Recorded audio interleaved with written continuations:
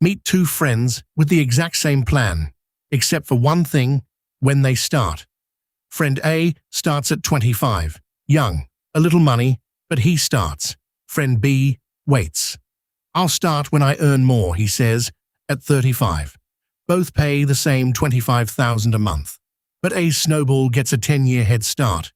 A also pays in for 10 more years, earlier money, and more of it. Year after year, the early start keeps compounding ahead. Friend A finishes near 57.35 million FCFA, an educational 8% assumption. Friend B, who started 10 years later, near 23.78 million. That whole gap came from one thing: starting earlier. No shame if you're past 25. The best time was years ago. The next best is today. InvestCam.net